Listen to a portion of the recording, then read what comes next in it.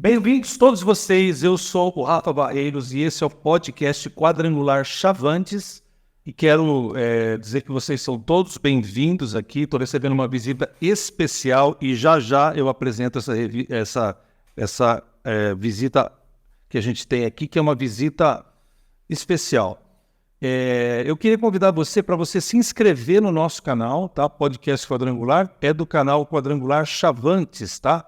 A gente está aqui sobre a direção do Emerson, que é o presidente do grupo de homens de Chavantes, e também sobre a supervisão geral da nossa querida chefa, pastora Edelba, tá bom? Então deixa o seu like aí e se inscreva aqui no canal, que a gente está trazendo sempre pessoas importantes, e hoje é o caso, a gente trouxe uma pessoa muito legal, pastora Thelma. Como a senhora está? Tudo bem? Bem-vinda, tudo bem, graças a Deus. Seja muito bem-vinda aqui no podcast Quadrangular. Quero agradecer a todos vocês que ficam aí sintonizados no nosso podcast. E a nossa entrevista é com a pastora Thelma. A pastora Thelma vai se apresentar um pouquinho, mas eu queria dizer que ela é uma expert, uma craque nos assuntos todos que são das questões espirituais, que muitas pessoas, apesar, né, pastor, de lerem a Bíblia, não acreditam que possam existir anjos, demônios atuantes no mundo. Então é muito importante a presença da senhora aqui, vindo fazer uma conferência aqui em Chavantes. A pastora Thelma, para mim, ela é uma evangelista, uma apóstola, uma pregadora, uma conferencista, mas eu queria que a senhora se apresentasse um pouquinho para nós aqui. Meu nome é Thelma da Silva Soares, eu sou casada com o pastor José Carlos. Nós estamos no ministério desde 1974, já faz anos, né? E ficamos muitos anos na igreja presbiteriana renovada. E depois, por causa de um chamado da minha vida, por a igreja não aceitar ministério feminino, nós abrimos uma igreja, ela é uma igreja interdenominacional. Nós trabalhamos com todas as igrejas. Mas em 91, eu passei por uma experiência muito grande na igreja quadrangular em Cândido Mota, a mesma igreja que meu marido se converteu. Cândido Mota é aqui pertinho, né? O meu pai é nascido em Cândido Mota. Ah, é? É verdade. A família do meu marido toda de Cândido Mota. Meu pai era assim daqui. E nessa época eu era esteticista, embora meu marido fosse pastor presbiteriano, não me encontrava ali dentro do ministério, e eu era esteticista e eu queria muito largar o ministério para a gente ficar só na carreira secular. Foi quando, numa das visitas em Cândido Mota, eu deparei indo na igreja quadrangular. E foi uma transformação. Uhum. Que legal. E a senhora foi na infância que a senhora teve alguma experiência mais forte? Eu nasci num lar evangélico. Aos 7 anos eu aceitei Jesus como Salvador. Aos 11 anos eu fui chamada para o ministério. Eu já sabia que eu queria ser missionária. Aos 12 anos eu mudei o Paraná, fui batizada no Espírito Santo. Paraná? Em Mandaguari, na Igreja Nova Aliança. Eu era batista, mas fui lá na igreja. A primeira igreja da senhora em Batista. Batista. Em Mandaguari eu fui batizado com o Espírito Santo. Depois mudamos para Ipurã, onde minha família era da presbiteriana independente, mas eles eram renovados. E eu fui para lá. E ali eu comecei o ministério já expulsando demônio, uns 15, 16 anos. Profetizando, recebi os lados espirituais muito fortes. Não, aí já era presbiteriano, uma cristã presbiteriana. Mas é mais renovada. Era renovada. Uma igreja era muito atuante, o pastor Jonathan, muito forte em missões, diferente da igreja que eu fui depois de casada. Sim. Uma igreja muito atuante. E aos 18 eu vim para o seminário e já comecei a estudar teologia, mas trabalhando já com cura divina, expulsando demônio, com revelação, profecia. Então a minha vida, desde nova, foi envolvida com o sobrenatural. Eu não sei o que é o natural. Entendi. Eu não sei muito direito o que é natural. A vida toda eu estou entre anjos, demônios, céu e terra, vivendo paralelamente esses dois mundos. Eu sou muito espiritual, no mesmo instante eu sou muito terrena. Sei, muito o preto no branco, às vezes. Eu vivo esses dois mundos com muito equilíbrio. Sim. Sem ser mística, ou demonstrar uma santidade exagerada, ou ser uma pessoa especial por ter dons. Então, essa conexão, para mim, sair daqui e entrar no sobrenatural é instantâneo. E se você me chamar para comer um churrasco, é instantâneo também. Então, eu me locomovo nos dois com uma facilidade muito grande, um treinamento, né, de anos e anos. Eu tenho essa curiosidade de perguntar para a senhora, como a senhora navega muito nessa área, ou as pessoas tendem a achar a senhora uma mística, quase como se fosse uma espiritualista, não sei se talvez ela deve ter chamado a senhora muito disso aí, ou a senhora muito santa. Como é que a senhora, as pessoas, às vezes, como é que a senhora trata com isso? A pessoa vem querendo agredi-la como se a senhora fosse uma espiritualista, alguma coisa que não é cristão, e quando a pessoa vem endeusando demais, porque eu acho que deve acontecer isso na sua vida, né? Tem que ter um equilíbrio. Quem não me conhece, às vezes pensa que eu tenho uma santidade elevada. Mas normal. Se você conversa comigo no dia a dia, você vai ver que eu acho que eu sou natural, pelo menos o que eu penso. Mas muitos pastores, inclusive na antiga denominação, me perseguiram muito por não acreditar em satanismo, em demoniamento. Eu converso tanto com anjos como com demônios. Eu vejo, né, os dois mundos. Como é que foi a visão aberta para a senhora, pastora? Eu não tenho, falando para os nossos irmãos ali, eu não tenho visão aberta. O que seria visão aberta? Só não pode dar essa aula, mas eu nunca vi um anjo, nunca vi um demônio, mas eu já lutei presencialmente, senti, já carro fura pneus do nada, explode um negócio. Uma vez um celular meu estava na minha mão, ele voou dentro de uma panela de arroz, fervendo. Ninguém acredita. E eu enfiei a mão para tirar o celular. Nós já batalhamos demais assim, mas eu não tenho visão aberta. Eu nunca vi um anjo ou um ser diferente. Quando começou isso para a senhora assim? Nós temos no Ministério Profético, eu também ensino profético, as pessoas pensam que eu só ensino guerra espiritual. Não tem como você entrar em batalha espiritual se você não buscar os dons espirituais. Você está naquele livro meu que eu preciso relançar, o Fluir das Águas Proféticas. Sim. Então a visão aberta é um dos dons espirituais, porque o profeta trabalha com 5 sentidos. No teu caso, o que é aguçado em você é o tato. Sim. Então você sente o mundo espiritual pelo tato. Alguns sentem pelo cheiro. E eu quero até perguntar para a senhora se isso eu tenho um discernimento de espírito. Eu chego num lugar, e várias vezes com várias pessoas, às vezes crentes e não crentes, eu chego a alguma voz, não, a gente sabe de quem é a voz, né? Fala, isso aqui está errado, isso aqui está errado, vai acontecer isso. E essa é a audição profética. Então, os 2 sentidos proféticos seu é muito aguçado. O tato e a audição. E alguns profetas têm um cheiro. Eles têm cheiro de morte, cheiro de flor, cheiro de demônio. De demônio fético é uma coisa de louco. Quando seu nariz espiritual abre... Esse eu nunca assisti. Tem até o nome, né? Então, Exu Bosta, Exu Fezes, onde os espíritos oferecem prato de fezes para eles. Inclusive, a gente já teve experiência deles jogarem nas paredes, e aquele fedor, coisa mais horrível. E temos os profetas de visão. Eu não tenho uma visão tão aberta como alguns profetas da minha equipe.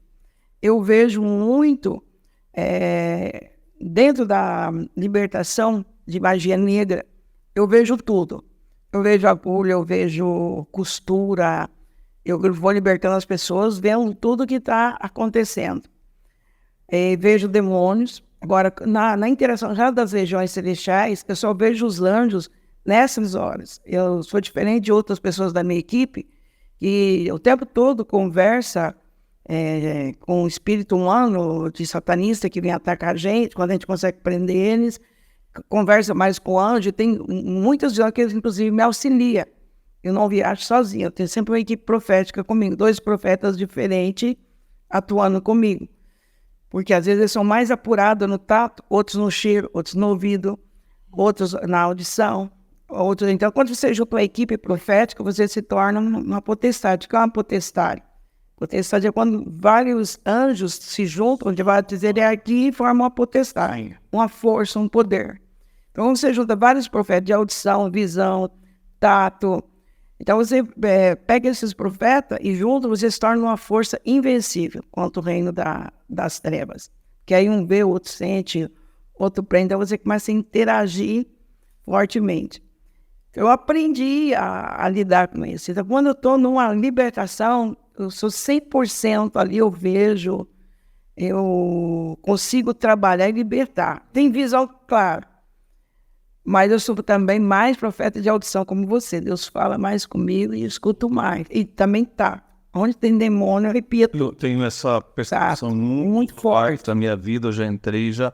Eu tenho uma pergunta para a senhora, mas antes queria fazer um comentário pro pessoal que está em casa, né? O pessoal fala assim, a pastora está falando de equipe de profetas, né? Vários, que essa multiforma, o corpo de Cristo, ele tem várias pessoas com vários talentos, né? A senhora está falando exatamente isso. E se a senhora lembrar, em 1 Reis, segundo Reis, quando Elias foi subir e Eliseu estava do lado, eles andando, eles encontraram um grupo de 50 profetas. Depois esse grupo de 50 profetas voltou. Aí você fica encucado, né? Esses 50 profetas, eles andavam em grupo. Foi fundado por Samuel, né? Os ranchos proféticos começou com o primeiro profeta descrito mesmo na Bíblia, Samuel. E ele fundou as primeiras escolas de profeta. Tanto é que Saul tem conta ele umas 2 vezes profetizando no meio dos profetas. Ele chegava, ele não era profeta, sim, mas estava num ambiente profético e ele profetizava. Depois nós vamos contar isso aí, 50 filhos de profetas vai procurar Elias, porque Elias voltou, né, e fundou uma escola muito forte profética, mesmo depois da caverna. Todo mundo pensa que ali acabou o ministério de Elias. Ali ele funda uma escola de profetas, ele vai embora, eu fiquei sozinho, Deus ficou 7.000. Depois ele forma uma escola. Se tinha 50 filhos de profeta, tinha várias famílias envolvidas. Eles profetizavam. Você vai ver também uma época muito forte de profecia com Davi, que levantou 24.000 adoradores que eles profetizavam e cantavam e oravam, e ministravam automaticamente 24 horas. Tanto é que Deus fala que vai restaurar o tabernáculo caído de Davi nos últimos dias. Eu acho que todas as igrejas deverão ter um período aí de muita adoração envolvendo muitos profetas que profetiza, canta e ora tudo ao mesmo tempo. Exato. Então é muito forte o ministério de profético ali no reinado de Davi. Sim, e as pessoas às vezes escutam, né, a pastora Thelma, no ministério moderno, né, contemporâneo, e fala assim, mas, né, pessoas esquecem da Bíblia, mas nunca teve na Bíblia grupo de profetas, escola de profetas, e exatamente fica do de Samuel, e depois toda uma geração de profetas. Uma geração, inclusive, de Davi, né? E todos os reis que você lê lá no Antigo Testamento, ele tinha o seu profeta. Nem o rei de Israel trabalhou sem o seu profeta. Mesmo os reis perversos. Mesmo os que a maioria... Eliseu, ele trabalhou nos 2 reinos. E Elias, mais no reino de Israel. Aí nos dias de Asa tinha profeta. Eliseu trabalhou com vários reis. Todos eles. O mesmo Davi tinha o profeta Natã. Claro, com ele. O que descobriu. Samuel esteve com Saul e esteve com Davi. Então todos os reis, as 2 coisas andavam juntas, os 2 governos. O reis, que hoje pode ser representado de quem tem um ministério apostólico, não como título, mas o ministério do governo, de plantar a igreja ou de restaurar a igreja, o profeta tem que tocar nos 4. E o profético que é forte, que é o que dá direção para a igreja. Aquele que vem não só profetiza em língua estranha, porque hoje meu ministério é independente de línguas. Eu recebo uma palavra, entrego e dou direção para a igreja. Meu trabalho hoje é restauração de igrejas. Restauração de fundamento, dando direção para a igreja. Então esses 2 ministérios de reis e profeta andavam juntos no Velho Testamento, em todo o Velho Testamento. Você vai achar um profeta que profetizava Amós, Ezequiel, Jeremias. Nos dias da destruição, ele estava lá. Ninguém ouvia Jeremias, né? Quem jogava no poço, tira Jeremias do poço. O Isaías estava em vários reis. No dia que morreu o rei Acás, eles estavam lá. Você vai encontrar Ezequiel, Deus mandando o profeta falar com Ezequiel. Então, no Velho Testamento, era muito ativo o ministério profético. A gente é que não percebe. E no Novo Testamento, nós não temos reis, mas nós temos os verdadeiros apóstolos e os verdadeiros profetas que vão direcionando a igreja, colocando fundamento, restaurando a verdadeira doutrina, porque a função do profeta é estabelecer o que Deus quer na igreja. Então, eu prego na tua igreja não para agradar as pessoas. Tanto é que você ouviu minha mensagem ontem, é uma mensagem pesada, mas que visa colocar a igreja num alinhamento do profeta. Trazer você, eu não te agrado. Eu tenho que trazer você para receber seu inteiro galardão. Trazer você para o centro da vontade de Deus. Caminhar com você para a vontade de Deus ser perfeita na sua vida. E pegando um gancho, as pessoas falam, eu também quero ser profeta. O peso de ser profeta talvez é um dos maiores pesos, porque Sim. no Velho Testamento, quantos profetas que se desviaram e Deus, os profetas não podiam sair daquilo. Não. Deus está... Se você não obedecer os princípios da palavra de Deus, você pode ser retaliado. Eu não creio assim, muito em retaliação, porque retaliação é quando o reino superior suplantou um reino inferior. E o reino de Cristo é superior. Mas se eu abrir portas, eu posso ser retaliado. Vamos pegar o caso de Moisés. Moisés foi chamado por Deus, foi vocacionado para sair, mas ele desobedeceu a Deus, não circuncidando os filhos. Então ele ia para Israel para tirar um povo circuncidado, um povo de aliança. E a mulher fez com que ele não circuncidasse. Ele fez tudo. E ele, ouvindo a mulher, não circuncidou. Então a família incircuncisa estava indo para o Egito. E Deus tentou matar Moisés. Aí a mulher viu o anjo. A coisa ali foi brava. Quando ela viu o anjo, viu que Moisés podia morrer, os filhos morrer, foi ela mesmo, pegou ali e cortou os pênis do menininho. E ainda jogou nele. A raiva da Zípora foi muito grande. Ela jogou nele, xingou ele de sanguíneo e voltou para casa do pai. E ele seguiu sozinho. Então, se você não obedece todos os princípios da palavra de Deus, principalmente eu que mexo com o principado de nações, hoje eu estou mais local. Mas eu já tive muitas nações, já enfrentei muita guerra em nível mundial. Nos anos 90, nós guerreamos muito para o evangelho chegar onde chegou. Houve uma equipe que pagou um preço, os veteranos como eu, a gente pagou um preço em nações, nesse Brasil, enfrentando Vaticano, entrando dentro da Aparecida do Norte, fazendo atos proféticos na Turquia, na África, em muitos lugares para que o evangelho crescesse, ungindo rodovias, uma guerra assim, quase que eu não tinha tempo. Deus me convocou e Deus falou, eu cuido da sua família, e eu não tinha tempo para nada. E Deus só falava, eu preciso de você, corre. Nós tivemos um grupo que a gente não teve o privilégio de descansar ou cuidar de família. Nós fomos direcionados a uma guerra. Então, quando você desobedece um dos princípios, você corre vários riscos. Mas para mim não é difícil, porque eu entendi que ser santo é fazer parte da santidade de Deus. O profeta faz parte do conselho de Deus. Ele é amigo de Deus. E é isso que é o sobrenatural. Eu disse, eu não vou fazer nada sem avisar os meus servos, os profetas, os meus amigos. Então, quando você entende que você está numa dimensão maior, de ser amigo de Deus, de chegar e perguntar para Deus, o que você está falando sobre mim aí no céu? O que o senhor está conversando sobre mim? O que o senhor está achando disso que eu estou fazendo?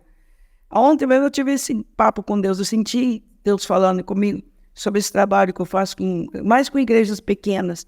Deus me levantou mais para trabalhar com os pequenos, porque os grandes estão muito ocupados, né? E Deus me deu esse direcionamento de estar com pastores pequenos, porque não existe gente pequena no reino.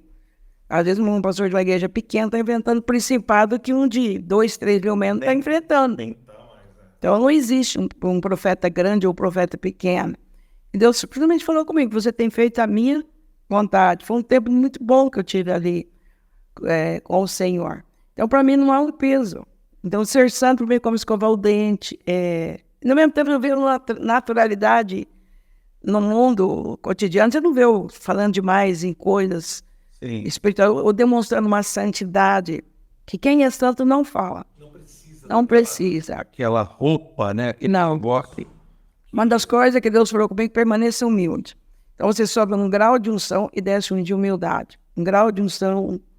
Quanto mais unção você tem, a verdadeira unção, mais necessário de ser humilde. Mas não com a falsa humildade, mas com um coração singelo, simples. E eu não exijo nada de ninguém, não exijo posição. Você pode vir dormir na sua casa, no chão, e dar o que você come. Eu vou em lugares que ninguém quer ir.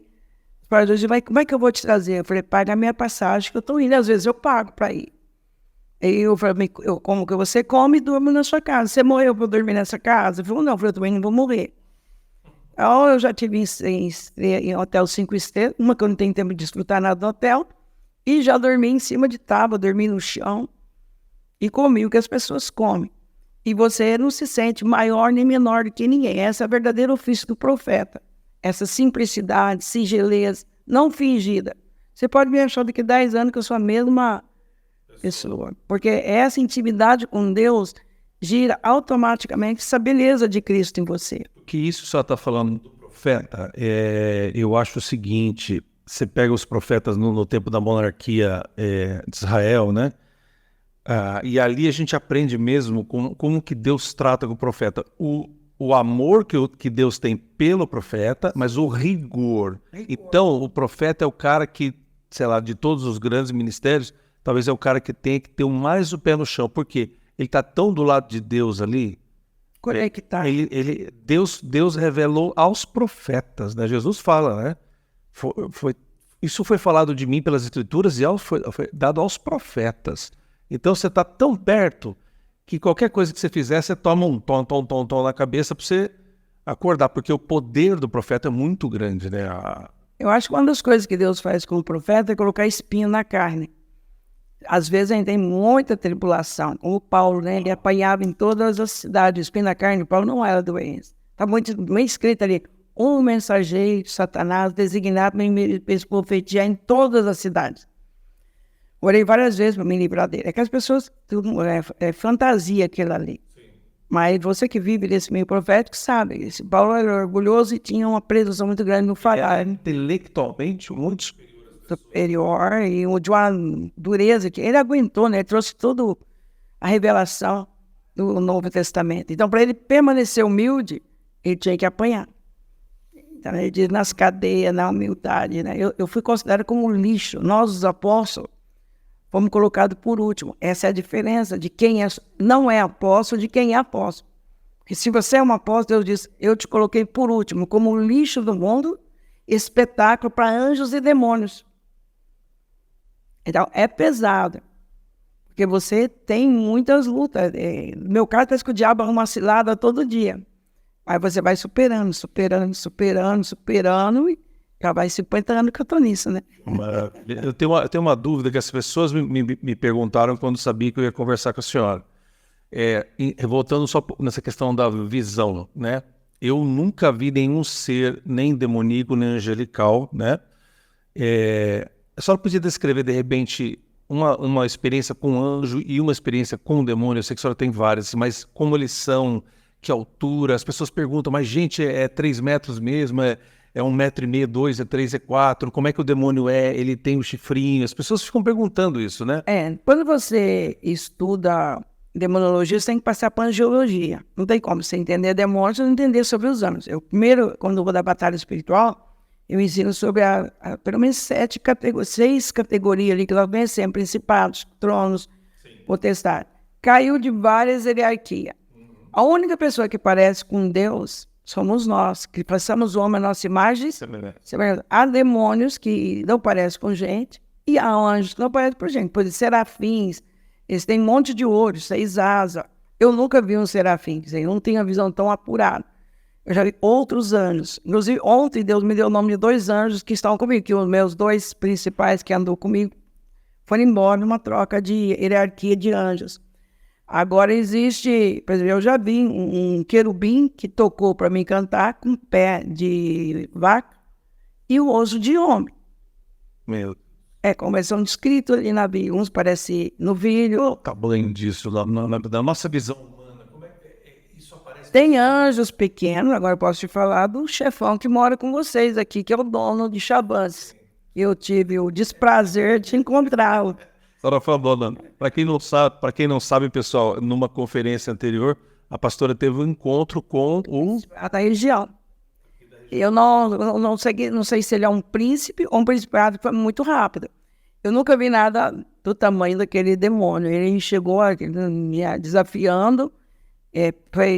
Algumas vezes já fui paralisado por alguns demônios, mas muito difícil. Mas o poder desse principado, eu creio que é um príncipe, não um principado, porque o principado ainda não domina. Ele está aguardando para dominar. E o príncipe é aquele que rege, tem domínio. Eu creio que é um principado que mora em Chavante e comanda, ele me disse que comanda 7 cidades da região.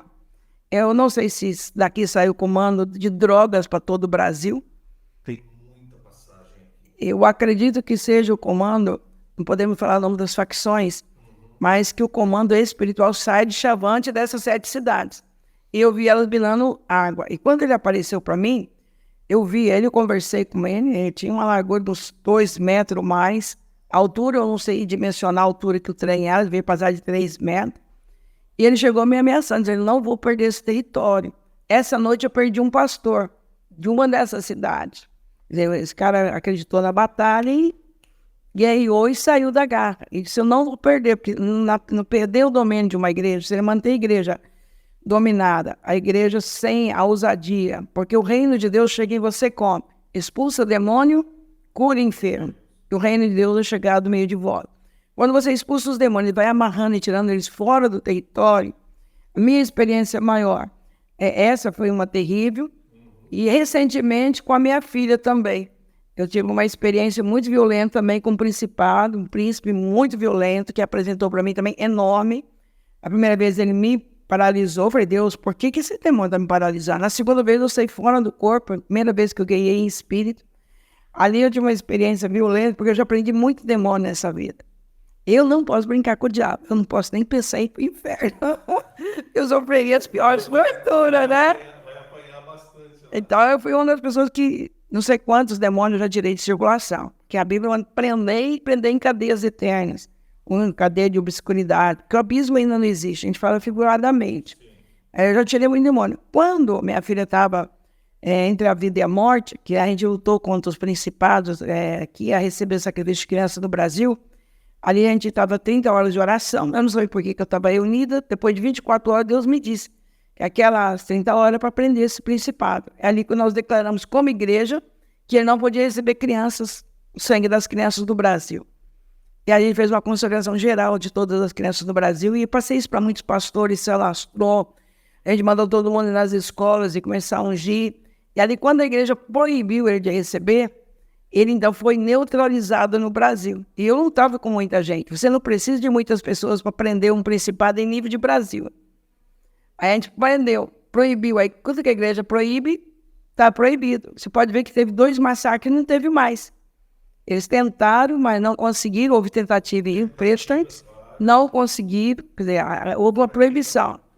Quando eu estava no hospital com a minha filha, que foi 3 erros médicos, numa das noites deram até soro com glicose, que ela tinha diabetes, que ela teve entre a vida e a morte. Eu, quando saí do corpo, guerreando com esse demônio enorme, eu vi um cano saindo do inferno e muitas vozes de demônio me amaldiçoando e amaldiçoando minha filha. Então eu entendi que a Bíblia diz que há criaturas que te amaldiçoam desde o inferno. Quem é? Não é os mortos.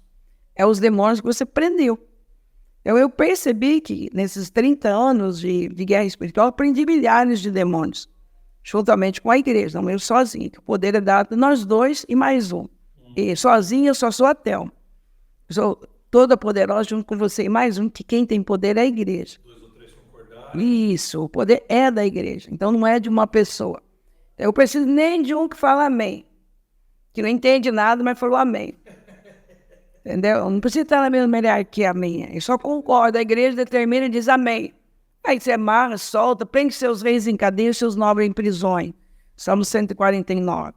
Então eu vi do inferno aquelas vozes me amaldiçoando. Vi também um sapo. E depois eu fui levado num lugar de sacrifício. Eu não tinha vítima para o diabo. Então ali Deus me mostrou que toda aquela luta que eu estava passando com a minha filha era porque o diabo não recebeu o sacrifício que tinha que receber, pelo menos no Brasil. Houve então uma paralisação, e foi uma frustração para o diabo. E depois eu fui levado no paraíso, tive uma experiência fantástica que valeu a pena. Quando eu retornei 2 horas e meia para o meu corpo, eu falei para minha filha, você vai ser curada, porque o principado e os feiticeiros que estavam trabalhando com feitiçaria foram vencidos. Tanto é que naquela noite já caiu a infecção e ela ficou sem nenhuma sequela. Então foi um contra-ataque violento, porque ela me ajudou. As pessoas tiveram visão que era isso, e eu vi o inferno clamando contra mim. Mas não houve retaliação, porque quem sobreviveu, eu sobrevivi. Então o reino de Cristo superou o reino das trevas, mas eu passei por essa luta. Então não quer dizer que você fica sem chumbo. Mas quando você vence, você tem que considerar um vencedor. Aí mais autoridade você tem no reino espiritual. Então recentemente eu tive esse contato aqui Eu nunca tinha visto um principado tão violento no Brasil como o de Chavantes. Nunca vi uma região tomada. E talvez isso passou despercebido para quem estava fazendo guerra espiritual. Porque o estado de São Paulo, ao contrário do que vocês acham que a Bahia é muito endemoniada. Nós temos o Rio Grande do Sul, que é pior do que a Bahia. Ali tem evangelização de Rio Grande do Sul. Tem encontro de feiticeiro nas praças, evangelização como nós os crentes fazemos. Temos a Bahia, mas o estado de São Paulo é um dos estados que mais tem satanista. Porque eles trabalham muito com a elite, né? O satanismo mesmo, eles não trabalham muito com... É claro, entre pessoas de todas as... Mas a classe... Tanto é que nós estamos vivendo um período de satanismo governando o Brasil. Nas cortes superiores aí, que não podemos falar o nome, mas a gente brincou por um tempo, a igreja meio que vacilou nesse período, e um grupo entrou, se tivesse tido a vitória da direita, esse grupo teria ficado com a glória. E o Senhor diz, a minha glória eu não dou a outro. Então, ali por um vacilo de orgulho, de presunção de algumas pessoas que estavam ali se mostrando em guerra espiritual, você faz em oculto, ninguém tem que saber que eu faço. Mas se eu me ponho e publico live, eu cantando naquele lugar, eu sendo a intercessora daquela pessoa, eu estando ali do lado, quer dizer, toda a glória seria para esse grupo. Então houve aquela vergonha, aquela humilhação, que a glória não seria de Deus. E não um profeta maior do que eu, com um grau de unção maior do que a minha, esteve me explicando isso daí. Então a gente deu uma vacilada e hoje nós estamos num governo satânico, totalmente com um satanismo reinando. E vamos reverter isso, com a igreja humilhando, buscando a verdadeira humilhação, que vai destronar. O Brasil não ficará na mão do satanista. Mas o estado de São Paulo, nós temos aí um satanista Globo Azul, muitos jovens sendo recrutados por satanismo, isso é uma realidade, muita evangelização de crianças, quanto mais cedo eles podem pegar, eles pegam. E nós temos, então, milhares e milhares de satanistas no estado de São Paulo. É um estado onde é muito difícil você pastorear, ser crente, há muita prostituição. As pessoas não conseguem muito. Algumas cidades é diferente, mas a maior parte das cidades são pessoas frias, pessoas que não se envolvem muito, pessoas que trabalham demais, a mãe, a esposa. Você não acha um paulista parado. Você para visitar uma pessoa durante o dia, pode ser na sua cidade, pode ser na minha que é grande, não tem ninguém em casa. Então as pessoas trabalham demais, pouco tempo, e eles cultuam muito, quanto mais dinheiro, ou algumas pessoas que sobem um pouquinho, eles cultuam muito o prazer, o viajar, o curtir, um secularismo muito grande no estado de São Paulo, o orgulho também, né? Nós somos o tipo dos americanos para o Brasil. Na verdade, isso que a senhora está falando, porque a senhora pegar a região a senhora conhece bem, São José do Rio Preto, São José dos Campos, Campinas, Valinhos, Vinhedo, Americana, Piracicaba, Limeira, são regiões muito ricas que no Brasil nem tem regiões tão ricas que nem aquilo ali. Então, Ribeirão Preto, o pessoal fala que é a Califórnia brasileira. Então, tem esse... a gente é... O paulista e o paulistano mais ainda, né? O paulistano, ele é orgulhoso, né? É uma coisa... Orgulho nacional. Ribeirão é uma cidade mais aberta. Você vê ali que tem muitas igrejas grandes. Eu trabalho lá também com o pastor André, e o Atrás do Lar, né? Eu cuido da intercessão da igreja dele. Então, de alguma forma, eu estou envolvido lá também. Eu não sou da Quadrangular, mas vivo na Quadrangular. Eu falei pro meu marido, acho que uma hora, se eu fosse mais nova, eu ia abrir uma igreja da Quadrangular. Eu acho que por isso que eu estou mais de 20 anos, eu acho que 25 anos eu não saio da Quadrangular. Eu não sou mais. Você se sente bem? Sinto, eu sinto que eu sou da Quadrangular, porque ninguém me convida mais batista, nem presbiteriano. Minha agenda fecha com o Quadrangular, abre com o Quadrangular. Eu recebi a unção na Quadrangular. Mais de 5 milhões de membros, né? Quase chegando a esse número. Eu não sei aonde que termina onde começa a Quadrangular, eu e a Quadrangular, que somos uma coisa só. Acho que a unção que eu recebi foi na Quadrangular. E eu sirvo a Quadrangular. Eu acho que eu não fiquei nela como pastora, porque eu teria alguns problemas. Como eu não sou dela, eu sou todos pastores de liberdade. Eu ajudo os pastores e não me envolvo também com os problemas. Não. Conheço tudo. Uma vez eu queria sair dela, Deus falou, onde você vai receber unção?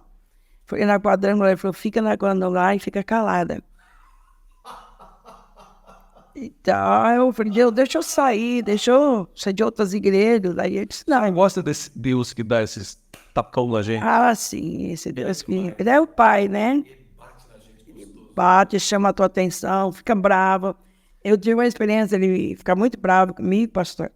Eu vivendo muito com o pastor André, ali em Ribeirão, não tem como você não apaixonar por alma, e você achar que só existe alma. E meu marido ficou doente, eu fiquei pastora, e eu comecei a ganhar, esqueci um pouco de batalha, não queria mais viajar. E eu estava lá lendo a Bíblia, Pedro, eu te falei, pescadores de alma, eu comecei a chorar, ele me faz ganhar alma. De repente, com uma voz audível, Thelma, eu levei um susto, aquela voz de homem audível. Não te chamei para ganhar alma. Eu te chamei para alimentar os pescadores, consertar a barca e arrumar as redes. Eu te daria a alegria de ganhar algumas almas, esse não é o teu chamado, não me peça mais isso. Aí, na hora, eu levei um susto danado. E aí eu fui repreendido por Deus, ele me chamou de mentirosa, porque todo mundo me chamava para viajar. Como eu estava apaixonado por alma, apaixonado pela igreja local, com 5 netos, eu não vi filho crescer. Sim. O meu gasto não é tanto mais, né? Quem tem 5 filhos, você imagina como gasta, né? Aí eu falava para todo mundo que não tinha agenda, eu falei, para de mentir. As pessoas ligam falando que tá te chamando para que eu não tenho agenda, para de mentir. Foi 2 horas assim que eu fui chamada de mentirosa e fui confrontada por eu querer deixar o ministério que Deus me deu. E aí eu continuo lá firme, junto com o pastor André, cuidando da igreja e ajudando quem me chama. Que legal. A senhora falou um negócio de... Pediu para Deus para ganhar alma e Deus falou, o teu trabalho não é esse. E isso é muito forte, por quê? Porque todo mundo que tem, né, um encontro, um chamado missionário, aí fala assim, ai, porque a minha paixão é pelas almas, tal. Isso que o senhor está falando é disruptivo, porque... Tem gente que tem que trabalhar em outras áreas do reino. E como que a senhora... Pessoas que estão ouvindo, que vão ouvir a gente um dia aqui, que dica que a senhora dá para... a pessoa às vezes toca... Que nem o meu ministério muito tempo foi de música, como professor, algumas áreas. Como é que eu sei que eu tenho que potencializar o meu chamado, minha energia? Aquilo que te dá prazer em fazer e que você faz com facilidade é seu chamado. Por exemplo, se precisar, eu evangelizo. Mas não é... Eu nem lembro que tem alma perdida. Nem lembro que tem que orar por salvação de alma. Agora, pastor caído. Já dei uma casa que eu recebo pastor, com depressão, caído. Minha igreja investe muito em pastor. A gente pega pastor de qualquer denominação caído, arrebentado. Trazemos, nós cuidamos de um na pandemia, restauramos. Meu marido deu o nome dele, foi para o Pará. Em 2 anos está com 250 membros. Totalmente restaurado. Esse é o seu trabalho. Esse é meu trabalho. Então, eu acabo ganhando alma. Se eu te ajudo a vencer esse principado dessa região, porque eu sinto que eu vim para Chavantes com um propósito. Pegar esses principais, não teria aparecido para mim. E eu estou indo onde o pastor André manda, né? Cada vez que ele acha uma igreja que eu tenho que ir lá ajudar as pessoas a vencer alguns principados, eu estou descendo, eu estou trabalhando em parceria, né? Ajudando aí. Mas se eu te ajudo a derrubar esses principados dessa região, e essa região cair na mão do Senhor, milhares de pessoas vão ser salvas e haverá um avanço no Brasil. Já está ganhando alma. Isso, bem. Ontem, a gente pregou sobre o pecado, alinhando a igreja para a vontade de Deus. Pessoas libertas vão produzir frutos que duram para a vida eterna. Então, eu creio que todas as pessoas têm uma função no corpo. Um é o olho. Como é que o olho vai fazer a função do ouvido? Então, no corpo de Cristo, eu fui colocada, mas chamado de cuidar de crentes. E por mim, pode vir com problema que for que nada me escandalize. Eu amo pessoas problemáticas.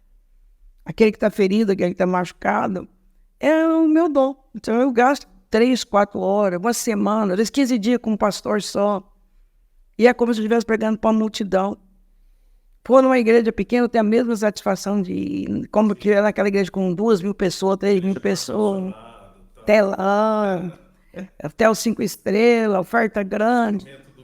Nada mexe comigo. O que mexe comigo é a satisfação de ver as pessoas libertas e também direcionar você para guiar contra o diabo. Exato. Uma pergunta que eu acho que não só eu tenho, né, mas talvez mais pessoas possam ter essa pergunta.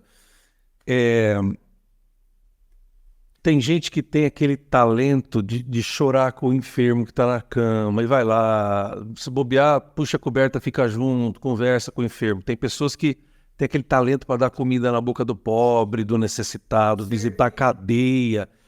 Mas talvez esse não seja o ministério da Thelma mais forte. O seu está em outro lugar, né? Isso é importante o crente saber isso, né? O que a senhora diz assim?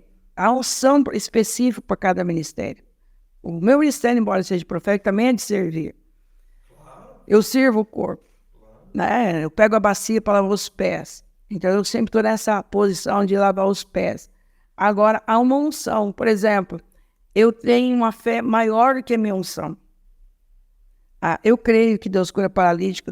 Já curei alguns, já fiz alguns milagres, alguns, mas não muitos. Eu tenho fé para ressuscitar mortos, para curar paralíticos. Tem uma época que eu questionei Deus. Por que não acontecer comigo? Então Deus disse, você tem uma fé maior do que a medida da unção que eu te dei. Então eu tenho uma determinada unção dada pelo Espírito Santo, de acordo com a vontade dele, para a operação do bem-estar de todo o corpo, bem ajustado, pelo auxílio de juntas e medula, Efésios 4, acho que não me engano, 16 ali, não estou bem lembrado do versículo, o corpo bem ajustado pelas juntas e medula cresce para o funcionamento de Cristo. Então, a função da mão nunca vai ser do pé. E a mão não é menosprezada. O ouvido nunca vai ser do olho. Então, quando você tem um chamado, você recebe uma medida de unção. E essa medida de unção você tem que cultivar, como nos talentos. Receber 1, 2, 5. E Deus não te cobra por aquilo que Ele não te deu. Mas só cortando a senhora um pouquinho, por exemplo, eu sempre tive talento natural para ensinar. Não só música, mas na escola dominical, tal, mestre. Eu queria que a senhora dissesse para mim, tem pessoas que são boas para conversar, outras são boas para chorar com uma outra pessoa, a senhora também é mestre. O que Deus me deu lá no berço, que seria o talento natural, é a unção, ou Ele vai dar alguma coisa a mais quando eu sou adulto? Eu queria que a senhora diferenciasse o talento natural. O talento você nasce com ele. Você desenvolve. É dado por Deus. Cada pessoa nasce com talento. Um de música, outro para ser médico. Eu já não serviria, né? A pessoa fosse operar alguém, eu cortava. Eu nem costurava direito. Porque de delicadeza eu não tenho nada, né? Então eu não serviria para operar. Não. Nem cozinhar direito. Meu marido é perfeccionista, se eu corto cebola perto dele, ele fica bravo. Eu começo fininho e fica grande. Então meu marido é mestre. E o mestre gasta 5, 6 horas estudando. Ele não precisa de muitos dons, de muito talento. Então, ele nasce com a aptidão natural. Ele é calmo, ele é tranquilo. Isso eu faço PNL, né, Programação Neurolinguística. A gente trabalha nessa área com sinestésico, que é as pessoas que é fleumático e melancólico. Então Moisés era fleumático, é o homem mais manso sobre a terra. E ele serviu para conduzir aquele povo. Ele passava o dia inteiro com Deus numa tenda, 40 dias num monte. Você não vê Moisés com a multidão. Era um líder solitário, um mestre. Então ele gastava muito tempo com Deus, escrevendo a lei dele. Recebeu tudo. Mas ele tinha paciência de permanecer. E o esperto do Josué também ficava na tenda, não se apartava de dia nem de noite, só pegando. Era solteiro também, né? Moisés ainda ia de noite para casa, mas o Josué não. E tanto é que a unção foi transferida automaticamente. Então Moisés era fleumático. Senão eu não teria dado conta, paciência de carregar aquele povo, paciência para escrever a lei. Gente, tinha que desenhar. Tá vendo? Receber o tabernáculo, escrever os detalhes, a arca. Isso é uma pessoa fleumática. Pessoa que está fria ali o tempo todo. Não é esquenta. A senhora se considera fleumática, colérica, sanguínea? Eu, melancólico. Eu estou entre o profeta nunca ele é fleumático. Ele é mais... Alguns são sanguíneos, a maior parte são coléricos, como Paulo. Eu tenho um pouco de melancolia, então me dá uma travada. Mas eu preciso muito dos frutos do Espírito para manter esse temperamento agressivo que eu tenho. Não sei se já te fizeram essa pergunta, vou fazer uma pergunta mais pimenta. A senhora já se entregou à tristeza e à melancolia? A senhora falou de melancolia. A senhora já se entregou? Sim, eu já tive 10 anos de depressão e pânico. Ah, sim? Sim. Então, é que eu escrevi aquele livro, pânico e medo. Eu fui prisioneira do pânico e do medo. Eu passei por muita depressão. Eu tive uma história muito triste de vida lá, vi com muitas feridas de alma. Depois da frustração ministerial, que eu tinha um chamado, um talento, casei com um pastor presbiteriano, não era culpa dele não me deixar ter o ministério, mas a própria igreja nunca aceitou. A gente, por máximo que a gente podia ser, presidente da escola feminina, nem diaconisa podia ser. Eu acho que a maior parte dos presbiterianos considera a mulher como ser de uma casta inferior. Não existe uma igreja tão boa como a Quadrangular para mulher. A melhor igreja do Brasil. Dada por uma mulher, né? Isso, não existe uma igreja tão boa, tão receptiva ao ministério feminino como a Quadrangular. Mesmo a Batista, que tem missionários, a gente não tem a liberdade em outras igrejas, como tem na Quadrangular. O que o senhor acha? Nem é questão teológica, assim, que se a gente ficaria umas 4 horas, não quero judiar da senhora. Mas o que o senhor acha, resumindo, ainda dessa luta contra o ministério feminino? O que a senhora tem a dizer? Eu acho que é incompreensão. Como eu fui muito incompreendida, e devido a eu ter esse ministério de liderança, eu fui muito chamada de Jezabel. Muitas pessoas me chamaram de demônio. E até um cara grande do Brasil, um dia, que meu marido é quieto. Não daria certo. Meu marido é quieto. Tranquilo. O mundo tá pegando fogo, ele tá na tranquilidade dele. E eu muito explosiva. Ele fala, eu fico quieta. Ele fica dentro de casa, eu saio. Aí entre nós dois é uma harmonia. E um dia uma pessoa me chamou de Jezabel na frente dele.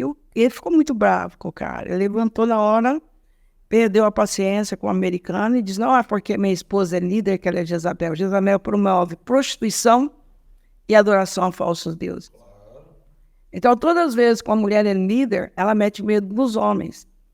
Aí as pessoas tentam taxar. Eu, mesmo tempo que eu sou líder, eu sei respeitar a masculinidade de todos os homens. Tanto é que eu ponho todos os homens a trabalhar comigo na igreja, que eu me mostro sempre fraca diante dos homens. Usa a cabeça.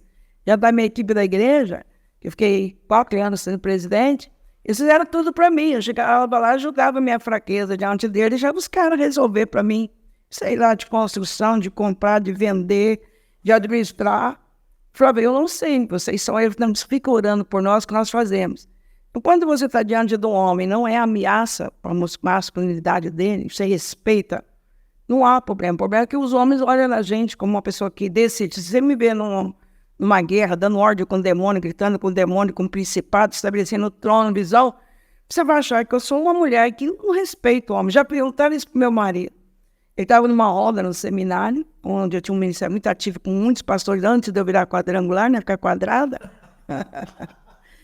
Eu estava muitos pastores diferentes.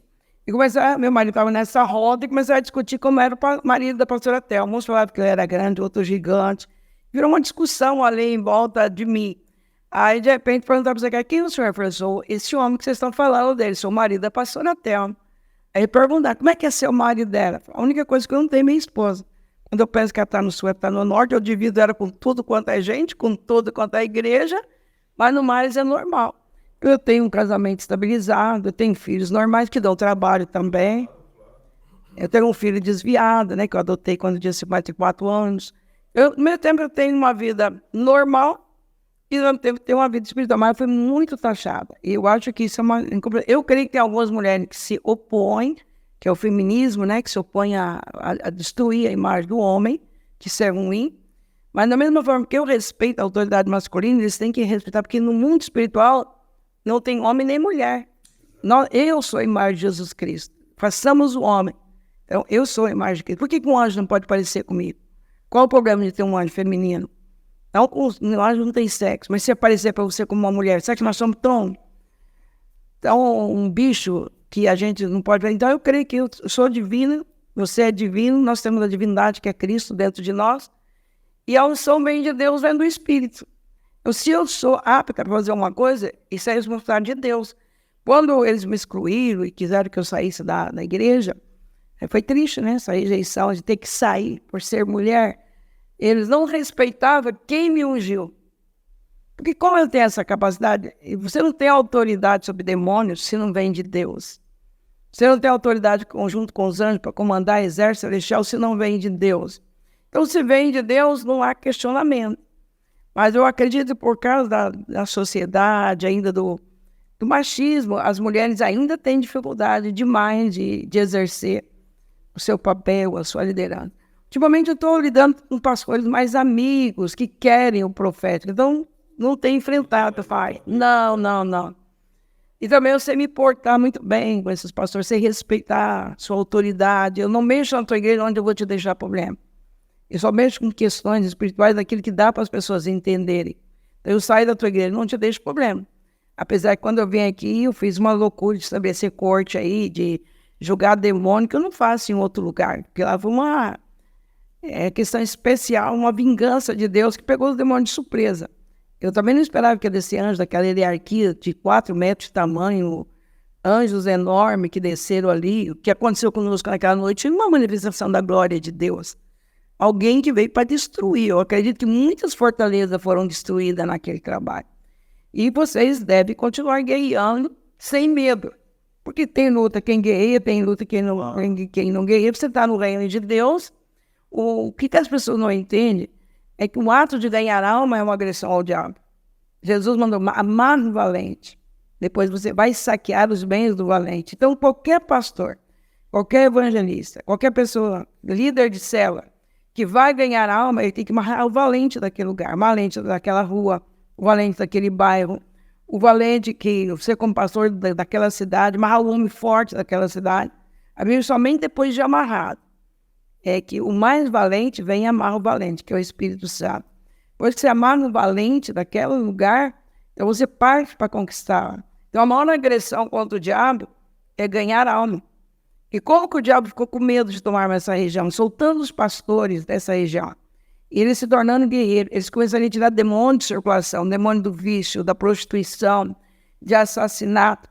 Quando eles começaram a se amarrar e trabalhar, suicídio, eles amarrando esse demônio de morte, proibindo a morte atuar 24 horas por dia naquela cidade, eles enfraqueceriam o reino das trevas. Então eles começariam a tirar os demônios dessa região, e o diabo teria que tirar de outra região para mandar para cá. E nessa desorganização do reino das trevas é que é o avanço da luz. E a Bíblia diz que as trevas não prevalecem sobre a luz. Então, se você é a luz, a Bíblia diz, brilha a vossa luz diante dos homens. É uma ordem de Deus. Então, esse chamado de guerra não é só para mim que estou no nível superior de guerra, que o Senhor me deu autoridade em nível de nações. E eu já guerrei, né, em muitas nações, no Brasil. Mas é para quem está evangelizando, quem tem uma célula. Claro. Entendeu? Porque você está ganhando almas. E qual que é os bens do diabo? Ela disse que você só pode saquear os bens do diabo se você amarrar. E qual que é os bens do diabo? Ele não precisa de ouro, de prata. Almas. São as almas. Então você vai arrancar aquilo que Deus ama. Arrancar as almas. E nesse arrancar de alma é guerra espiritual. Pastora, tem um negócio muito interessante que a senhora falou aí, e aqui nessa região, né, Chavantes, Ourinhos e tal, eu acho que em todo lugar do mundo, né, mas especialmente aqui, a gente vê muito suicídio. Para uma cidade pequena que Ourinhos é maior, Chavantes é menor, bem pequena, e tem muito suicídio. Eu tenho uma pergunta, porque a senhora tem muita experiência. Onde está a fronteira ali da loucura, daquela doença psiquiátrica, né, que existe uma doença psiquiátrica, da psiquiatria, da loucura e do suicídio? O que a senhora enxerga, a sua experiência nesse mundo espiritual? Que demônios atuam nessa coisa da loucura, do suicídio? Aqui nós estamos lidando com a legião chamada legião de sangue. É uma das legiões muito violenta, que inclusive tem até estudo próprio, né, para tomar territórios para Deus. Aqui é um território que precisa ser redimido. Há toda uma ferramentas proféticas para isso, né, para a gente poder tomar os territórios. Então, a cultura dessa região é uma cultura de depressão. Pode ser que as crianças já nascem com depressão. Então, a igreja teria que atuar aqui com uma batalha espiritual, vindo para a igreja, fazer a libertação e colocar um trabalho, como eu estou formada e estou fazendo mais 4ª pós-graduação em programação neurolinguística, eu trabalho justamente na reprogramação do cérebro das pessoas, a reprogramação do neurônio, crenças limitantes. E alguém que está me ouvindo quiser fazer meu curso, ativação do cérebro. Eu tenho 12 aulas no primeiro módulo que eu pego a neurociência de uma forma muito simples e coloco para quem é leigo. E eu tiro todos esses nomes complicados, que até para mim é complicado quando eu estudo, mas coloco o efeito, reprogramando mente. eu estou tendo muito resultado de cura. Ali existem técnicas que a gente reprograma a mente. Então, ela entraria tanto com a cura interior, libertação, e um trabalho na recuperação de mente e mudança de comportamento. Você teria que trabalhar na cultura, não somente na Bíblia, mas na cultura, que é uma cultura de depressão. Sim, nas crenças limitantes que ela tem. Está ligado a essas ideias. Desvalor. Às vezes a pessoa já vive nesse mundo de opressão. Eu passei pelo pânico e é a pior dor que tem, a dor da depressão e do pânico. Porque é uma dor que não tem remédio. E o cérebro fica doente. O cérebro sente dor. Inclusive, se pegar uma fotografia na internet, e pode procurar uma imagem, cérebro com dor. Você vai ver que acende muitas luzes no cérebro. E quando a pessoa está com um excesso de pressão, há uma pressão muito grande no cérebro dela. Muitas luzes ali, muitos neurônios trabalhando a têmpora aqui, né, onde a parte do córtex aqui cerebral, ele é muito atingido. E alguns órgãos do cérebro ficam doentes, com a amigdala, o hipotálamo, outras partes do cérebro ficam doentes. Então, a pessoa que suicida já tem o cérebro doente. E é possível o diabo fazer na fraqueza biológica? Sim, ele vai colocando pressão, desgraça, vício, notícia ruim, medo, insegurança, mostrando que não tem solução, não tem esperança. Chega um ponto que o cérebro entra em colapso e a pessoa quer matar aquela dor. Ele não quer suicidar. Nenhum suicida quer suicidar. Ele quer matar a dor que está dentro dele. E para matar a dor, ele tem que matar o corpo. E aqui, nessa região, né, existem várias formas das pessoas se matarem, né? Mas aqui é uma coisa assim, as pessoas se enforcam. Vocês já têm que entrar, não precisa saber o nome de demônio. Só no Brasil tem nome de demônio. Eu fui expulsar demônio na Inglaterra. Você sabe que os demônios na Inglaterra não fazem barulho? Eles trabalham de acordo com a cultura. Eles são barulhentos na África, aqui no Brasil. Lá na Inglaterra eles são tranquilos. Você expulsa um demônio sem nenhum ruído. Você precisa de discernimento de espírito para expulsar o demônio na Inglaterra. Ficar 30 dias fazendo guerra espiritual. Cultura tranquila, e os demônios é cultura. Você pode chamar o demônio por nome, demônio de morte e enforcamento. Demônio de dor. Eu expulsei um que chamava dor doída. Eu expulsei um de dor, outro dor doída. Qual é o teu nome? Dor doída. Esse aí cantava aquelas modas sertanejas, né? Era dor doída. Eu falei, quando é que você entrou nessa pessoa? Ele falou, a mãe dela tentou o aborto. Ele é homossexual, endemoniado. Então entrou lá no ventre, endemoniamento do útero da mãe. Já veio endemoniado. Já veio tomado. Piamente nisso. E ali o demônio tomou ele. E eu expulsando aquele demônio, ele falou, eu sou dor. Depois veio o segundo, sou dor doída. Ele falou, o que é dor doída? Aquele que provoca muitas dores. Muitas dores que nós temos podem vir de origem maligna, de opressões malignas. E quem vive na pânico e na depressão, vive no mundo escuro, no mundo de medo. E que abriu porta na minha vida para o pânico, até uma hora a gente pode fazer uma outra entrevista dessa, foi o medo. O medo que veio da infância, responsabilidade que me colocaram demais para cuidar de criança da infância.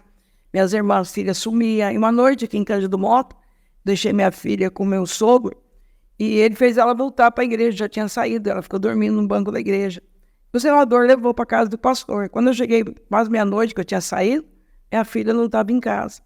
A gente foi na igreja com a única esperança de encontrar. Chegou lá, a mulher do pastor achou que eu tinha descuidado, falou que a criança não estava lá. Naqueles minutos, eu comecei a gritar. O espírito de medo tomou conta de mim. Aí começou os 10 anos de pânico, de medo, de domínio satânico. Eu precisei de cura interior e de uma restauração mental, reprogramação mental para sair do pânico. E venci, graças a Deus.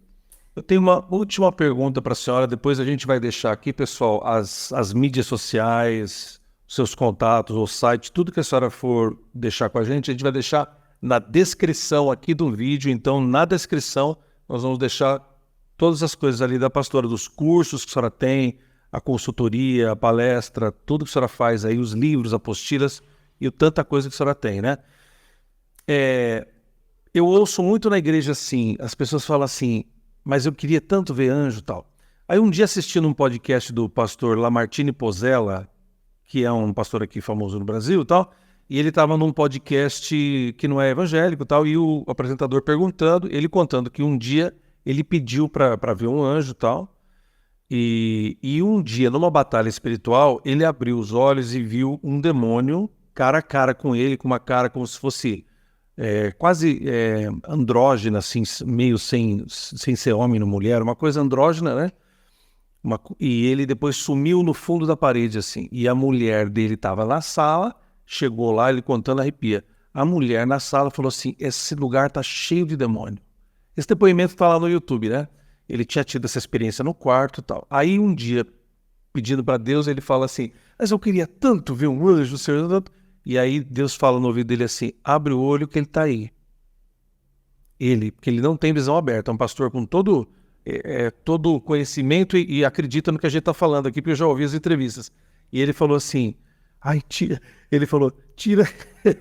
daqui, que eu não quero ver. Porque ele sentiu um arrepio e uma coisa muito grande. Tanto que quando as pessoas viam anjos na Bíblia, no Novo Testamento, no Velho Testamento, eles caíam, né? As pessoas, em geral, João caiu, várias pessoas se paralisavam. É errado uma pessoa que é de Jesus falar assim, Senhor, me dá essa visão, eu quero ver anjo. É errado isso, é certo. Eu acho que a gente não tem que estar pedindo para ver, você tem que crer. Porque a Bíblia diz que eles já estão, os anjos são ministros em favor daqueles que vão herdar a vida eterna. Exatamente, tem muitos anjos aqui. Tanto é que eu não conheço essa hierarquia nova que está comigo. Eles se manifestaram aqui em Chavantes. Eu assustei com o poder daqueles anjos que estavam comigo. Foi a primeira manifestação da troca de anjos, que eu era acostumado muito com os anjos que trabalhavam comigo, a gente ficou muito amigo. Eu não via eles muito, eu ouvia e sentia o ministrar deles. Eu vejo até pouco. O que é uma visão aberta? As pessoas confundem muito. Eu vou te mandar agora visualizar uma maçã vermelha. Agora eu quero que você veja 3 pingos de água nessa maçã. Você consegue ver? Está dentro da sua imaginação. Isso é visão aberta. Não é que eu estou vendo esse copo de água materializado na minha frente, porque isso aí é um mundo material. Fisicamente, né? Já materializou anjos em forma de mendigo na minha porta. Só depois que o abençoado anjo foi embora que eu descobri que era anjo. Ele veio na forma de mendigo na minha porta, de bicicleta, me pediu algumas coisas, eu comecei a dar. E eu estava fazendo live na época da pandemia, foi a primeira pessoa que eu comecei a live, eu comecei acho que em 16 ou 18 de março, em seguida arrebentou a pandemia, porque eu tinha recebido uma revelação antes do que iria acontecer, e eu estava muito cansada. Eu tive muitos ataques aí durante esse período de live. Ele falou, olha, não para de fazer a live. Dizer, como é que o mendigo ia saber que eu estava fazendo live? Só que eu não me toquei que era o anjo. Aí ele falou, Deus não quer que você pare com a live. Depois ele me pediu mais alguma coisa, eu dei, e falava em línguas e profetizava. Eu falei, é um assembleiano que está desviado. Profetizava e está profetizando para mim. Ele falou, você ajuda muita gente. Continua amando. Deus quer que você continue amando. Falando língua estranha. Eu olhei para aquele anjo, não entendi nada, depois ele me pediu mais alguma coisa, eu acabei dando, o negócio é me dar um dinheiro, eu tinha 1,20. Peguei e dei para ele, falou, só tem isso? Eu falei, eu sei que você só tem isso. Só que Deus manda te falar, não vai te faltar nada para você, nem para sua família, nem para os seus netos. Deus está comigo, continua amando e não para com as lives. Eu corri para dentro para chamar o Zé Carlos. Falei, para onde você está indo agora? O homem era ali, os olhos dele me chamou a atenção. Mas eu não me dei conta que era um anjo. Corri, chamei o Zé Carlos. Ele vem ver o mendigo que profetiza. Quando nós chegamos na rua, que deu o anjo. Sumiu com a minha carne, sumiu com o meu dinheiro, com as minhas bolachas. Ele me pediu um pacote de bolacha, que era do meu neto, que é aquela bolacha cara. Eu dei um último pacote de bolachas, eu nunca fiz para ninguém. E durante a pandemia, pessoas mandaram dinheiro para mim, pessoas sustentaram minha igreja. Não passei necessidade, eu tinha tanta coisa na minha casa de comer, que eu dava dízimo de tudo, era uma fartura, eu nunca fui tão provida. Eu só descobri que era o anjo depois que eu não estava no quartel, um dia de nome ter sumido, que eu dei conta que eu estava com um anjo. Às vezes você está com um anjo materializado em pessoas e não dá conta. E quando você tem visão, é na imaginação, isso que é visão aberta. Você não vê que eu estou vendo esse microfone, ele tem que materializar. Para mim ver ele. Aí ele materializa como homem, porque sem materializar com o corpo espiritual, como esse querubim que eu vi, você se assusta. Mas esse querubim era na dimensão mental? Na dimensão mental, mas o Elcio, que estava comigo, que é um profeta de visão maior do que a minha, porque a grau desse, não quer ver questão de poder, mas questão de Deus dar mais capacidade, mais visão. ele via ele tocando violino. Eu cantei certinho, porque eu sou desentuada. E eu senti ele ali comigo. Agora, eles trabalham no meu corpo. Literalmente, se você olhar minha foto ontem e olhar hoje, você vai ver que eu estou com o rosto desinchado. E eles trabalharam no meu corpo, eu senti. Eles puxam meu corpo, eles ajustam meu corpo. Eu não teria força aos 68 anos de fazer o que eu faço. Sim. Cuidar de igreja, cuidar de casa e viajar o tanto que eu viajo. Ficar muito acordado, porque às vezes eu fico até 3, 4 horas da manhã cuidando de um pastor. E eles vêm e ajustam meu corpo. E hoje de manhã, quando eu estava orando, eu senti literalmente eles trabalhar. Depois fui no banheiro, eu li que meus olhos tinham desinchado. Os olhos estavam abertos. Se você olhar, olha minha fotografia de ontem e olha de hoje, você vai ver que eu estou com os olhos desinchados. Eles literalmente pegam meu corpo, puxam, só escuto instalar. Vão puxando e colocando tudo em ordem. E aí eu sinto eles puxando meu corpo. E eu quase não sinto canseira, eu quase não sinto dor. Quando eu estou cansada demais, porque eu tenho uma vida muito intensa, eu não diminuiu a intensidade. Diminuiu tanto de viagem, mas a intensidade não mudou. E eu não teria força para isso, com 68 anos.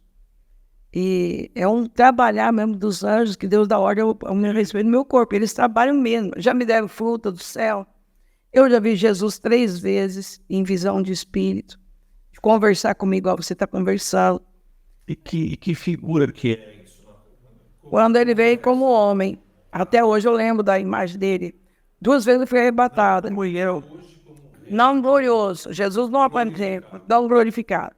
O Jesus homem, porque você confunde ao homem na glória, 100% humano e 100% Deus. Mas quando ele se manifesta com a gente, todas as vezes que eu vi ele, foi como homem. Ele só não é branquinho, como vocês pensam, né? E nem com os olhinhos azul, né? Outros pessoas também que verde, né? Isso é história medieval. Gente, ele é de Israel, bem perto do Egito, né? Moreninho. Não tem o nariz muito bonito. Às vezes eu estive com ele, como um homem, falando, conversando. Eu escuto muito a voz audível de Deus Pai, eu discernindo as 3 vozes. Tem um relacionamento muito profundo com o Pai. Isso já é das dimensões das cortes celestiais.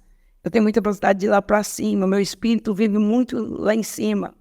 Eu conheço, mas não descrevo fisicamente o que é o mundo espiritual. Então, cada um tem a visão que Deus quer. Eu não preciso de ver. Eu estive uma vez no céu, só que eu fui repreendida. Não fui lá para ver a glória. Fui lá para levar uma dura. Eu fui numa decepção muito grande que eu tive, já no ministério, de uma guerra, uma trama maligna numa hora que eu havia perdido minha filha de criação, que filho adotivo é do mesmo jeito de filho biológico. Eu tenho 2 biológicos e 3 adotivos, não há diferença. E o diabo aproveitou daquela situação e armou uma situação muito grave contra mim. Eu entrei numa amargura, eu queria morrer e nada me tirava daquela depressão profunda. Eu acordei no céu, encontrei com Jesus, e ele estava num lugar que é chamado lugar onde ficam os espíritos não aperfeiçoar. Até perguntei para ele onde estava escrito, ele falou que eu não estava lendo a Bíblia, e ele não estava mesmo lendo muita Bíblia. Ele falou, está nas epístolas, mas não vou te falar que você não está lendo a Bíblia. Depois descobri que está em Hebreus. E ali, ele falou para mim, você vai morrer. Se você continuar com essa depressão e com essa vontade de morrer, você vai destruir. Só que você nunca vai entrar no tabernáculo. O meu sonho é entrar no tabernáculo. Eu oro muito para ter muita ambição espiritual. Não tem ambição terrena, mas espiritual, eu tenho uma ganância, uma ambição desmedida. De orar por galardão, de lutar para ter inteiro galardão. Você vê que eu falo muito essa palavra, inteiro galardão. Eu sempre peço que eu quero entrar no santuário. Aí ele me mostrou, eu só vi o telhado. O céu é real, como esse microfone é real. É material, não é espiritual. Ele falou, você nunca vai entrar. Eu falei, mas e tinha nesse lugar as 12 fontes do Cordeiro. Tinha árvore da vida, era muito linda. Eu falei, mas Jesus, por que eu posso ficar aqui? Se o Senhor perdoa, por que a gente não pode ir lá? Ele falou, Thelma, eu perdoo o pecador, mas não dou galardão, não galardoo aqueles que pecam. Então, se você morrer desse jeito, você ficará nesse lugar, onde o Espírito são tirados fora do fogo. Eles ficam nesse lugar, eles têm tudo que precisam, mas nunca podem entrar no santuário, ver o rosto do Pai. Então, são dimensões de galardão. E ali eu resolvi perdoar todo mundo. E voltei, na minha volta, eu passei por umas guerras espirituais muito violentas, conheci as regiões celestiais. Quando eu voltei para o meu corpo, perdoei todo mundo, esqueci da raiva de todo mundo, fui curado da depressão, porque em cada luta existe uma graça suficiente para você. Eu não estava usando a graça para aquela luta, eu estava usando a razão, a raiva, o ódio que tomou conta do meu coração. Um pastor, um profeta pode chegar nessa situação. Porque aí você entra na carnalidade, você não busca graça. Isso teve uma grande depressão. E Deus veio ao encontro dele. E Jesus me socorreu. Algumas vezes que eu estive no céu foi por socorro. Alguns encontros. Uns foi de forças, que Jesus me deu pão e vinho para comer. Essa foi de repreensão. Eu voltei e falei, então me dá graça. Ele falou, a minha graça, eu preciso de você na terra. E eu preciso de você curado. E ali eu voltei para o meu corpo e até hoje estou sem mágoa, sem ressentimento, sem nada. E essa outra vez que eu vi Jesus, época de muita perseguição contra mim no começo do ministério, eu tinha saído do hospital com problema nos rins e ele queria que eu viajasse. Eu estava muito inchado ainda, de muito sono. E ele falou, tenho sobrecarregado você e aqueles que me obedecem, são poucos que me obedecem. Aqueles que me obedecem eu sobrecarrego. Porque se você não faz o serviço, a outra pessoa é obrigada a fazer por 2. Então é uma sobrecarga, que é muito sobre os profetas, isso. O profeta verdadeiro, às vezes, carrega peso de 2, 3. Aí ele me deu, eu sentei numa mesa com Jesus, ele era bem mais alto que eu, depois eu vi. Ele me deu pão e trouxe uma caneca de vinho, de suco de uva, não sei, que não tem como eu te explicar que o jeito que é. O pão era redondo. Eu comi e bebi. Depois eu pus a mão no meu ombro. E eu levantei. Ele falou, Thelma, não tenha medo dos homens, eu sou o seu pastor. E nada te faltará. Quando ele levantou, ele era uns 30 centímetros mais alto que eu. Eu penso que Jesus tem quase 1,80 m, 1,90 m, por aí, porque ele era bem mais alto do que eu. E ele indo embora, eu gritei, Jesus, me leva. Que é naquela dimensão que você entra espiritual, você não lembra da terra. O seu gozo é tão infinito. Esse último dia que eu estive no paraíso, esse outro lugar que eu fui, que o Senhor me levou em arrebatamento, eu só fui gritar, vale a pena, vale a pena. O teu gozo, gente, o gozo das coisas que é espiritual e a certeza que tudo que você passou valeu a pena. Eu falei, me leva desse mundo tenebroso. Ele olhou para mim e disse, Thelma, eu preciso de você na terra, cuida da minha igreja. Exatamente o que Paulo falava, né? Para mim não faz nem mais sentido estar aqui, né? Ele fala, eu tô aqui por vocês, né? E não faz sentido para ele, tá? Ele foi ao terceiro céu e... Ele viu as coisas esplêndidas. Eu não vi. Eu estive no paraíso, nessa luta. É a coisa mais linda. Eu acredito que é o novo céu e a terra, onde nós vamos morar. Porque tinha muita árvore, um rio muito grande que saía do trono. Árvore, e saía um vapor da terra, assim, e regava as árvores. Eu vi muita gente feliz ali. E esse vapor que a senhora fala... É igualzinho do Éden. Só quem lê a Bíblia, pessoal... Só quem lê a Bíblia, a hora que a senhora me falou, eu já arrepiei aqui. A Bíblia fala desse vapor que regava a terra. Eu vi de longe que eu estava com um anjo. Eu vi de longe, eu tinha consciência que eu estava inteira. Eu não tinha consciência do meu corpo, nem das pessoas que estavam na terra. Mas tinha consciência que eu tinha trabalhado. E meu espírito estava num gozo que não tem nada que se compare. Se eu juntasse todos os momentos de alegria que eu tive na vida, não se compara com as 2 horas que eu vivi nessa dimensão. Eu vi muitas famílias ali reunidas. Crianças aprendendo. E aí eu vi aquela chuva caindo, eu falei, nós vamos molhar. Aí ele falou, olha direito. Aí eu voei para cima da copa das aves e eu vi por baixo, numa altura de 1,5 m, aquele vapor subindo como neblina. E tudo era muito verde. Era muito lindo. O gozo inefável. E foi onde eu voltei, com aquela convicção, e onde eu nem sei para onde foi parar o principado. Nem as vozes do inferno. Minha filha foi curada, não ficou nenhuma sequela. E eu acho que valeu a pena. Você não tem vontade de voltar. Você acha que morrer é ruim? Ruim é só para quem fica. E a vantagem é não pagar IPTU, IPVA e outra... Não, gozo, alegria, a plenitude de vida. Você é você tem razão, você tem raciocínio, você tem emoção. É a plenitude de... Não há mais dor, não há mais nada. Eu vi Jesus depois uma vez orando pela igreja no céu, esse dia que eu fui levado. Eu conversei com ele. E eu falei, senhor, ora até aqui. Ele disse, Thelma, dia e noite eu oro pela minha igreja. Eu não consegui entender porque crente não gosta de orar. Que orar é falar com Deus. Tem um hino muito bonito. A oração é um privilégio. Falar com Deus é o que eu mais desejo. Eu coloco esse hino da oração. Orar é um privilégio. Orar, falar com Deus. Eu não preciso de muita coisa. Meu coração porque o reino está aqui dentro. Eu acesso ele a hora que eu quero. O reino não está lá fora. O reino está aqui. Ele já entra aqui, o reino está aqui agora. É só acessar as regiões celestiais pelo novo vivo caminho que está aqui dentro. Eu pensava que era uma atmosfera celestial e não é. O novo vivo caminho está aqui. Isso daqui me dá passagem livre do meu espírito para as regiões celestiais. E tinha gente jogando futebol, porque tem muita gente viva no céu. Tem muito ser humano no céu. Todos aqueles que ressuscitaram junto com Jesus, milhares e milhares de pessoas. E eles são 100% humanos, eles jantam, almoçam, dormem. E tinha um grupo jogando futebol. E Jesus estava orando. Futebol. Essa é uma dimensão pré-Nova Jerusalém, é isso? Porque quando Jesus ressuscitou, ele levou muitos humanos. E ele foi preparar lugar. De alguma forma, ele adequou o céu para esses humanos. Porque tem milhares de humanos lá. Mas eles estão glorificados? Glorificados já. Mas não estão ainda... A primeira ressurreição, bem-aventurados que fazem parte da primeira ressurreição. E a primeira ressurreição, talvez não seja que a gente acha que as duas ressurreições da grande tribulação, já seja essa primeira ressurreição, que já aconteceu no dia que Jesus ressuscitou. Ele ressuscitou primeiro, houve um grande terremoto, a Bíblia diz que milhares de pessoas, eu acredito que todos que morreram, ele levou cativo o cativeiro. Ele levou todo mundo, ele não ia deixar um para trás. Ele levou, por que eu sei que ele levou todo mundo? Alguns entraram na cidade, foram na casa dos parentes. Era gente que tinha morrido recentemente. Por exemplo, você tem um cunhado que morreu recentemente. Se ele ressuscitasse e pudesse vir em onde que ele ia? Aqui. Ele sabia onde eles estavam e viria aqui. Agora, quem morreu há 1000 anos, iria vir aqui? Então, quem vem em Jerusalém, só você usar raciocínio e não pôr... Eu sou teólogo, mas eu tiro a teologia e fico com a Bíblia, a praticidade da Bíblia. Então, a Bíblia diz que eles entraram na cidade santa e foram vistos por muitos.